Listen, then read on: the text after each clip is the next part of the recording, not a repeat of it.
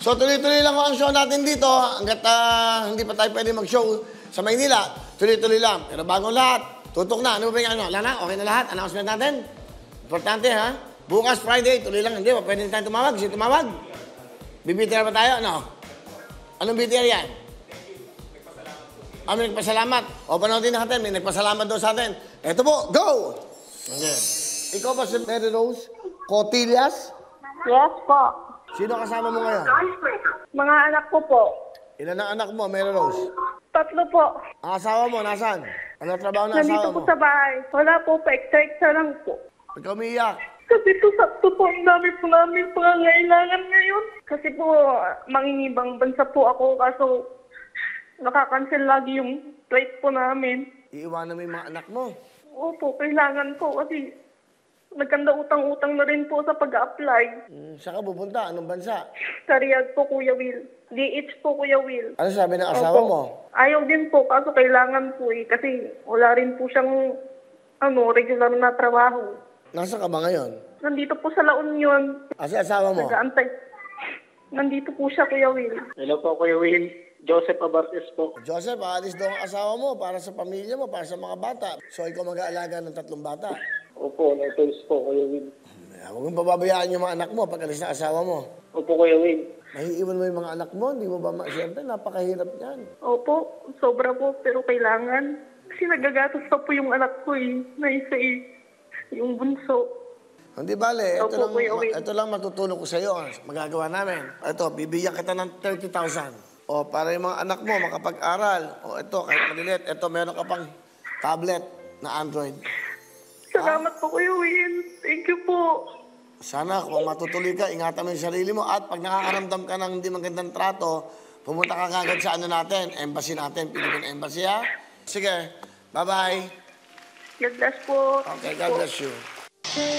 Malaking blessing po sa amin na kami ay natawagan po sa Wawawin. Malaking tulong po talaga sa amin. Lalo ngayon na kami po ay nangangailangan talaga. Sobrang laking tulong po talaga ito sa amin, sa aking pamilya, sa aking pangingibang bansa. Na yung pera po naming matatanggap. Napakalaking biyaya po ng Diyos na kayo po yung ginawang instrumento niya na kami ay matulungan. Maraming salamat po, Kuya Will. Pagpalain po kayo ng Panginoon. Sobrang laking pasasalamat namin na natulungan niyo po kami at natawagan niyo po kami.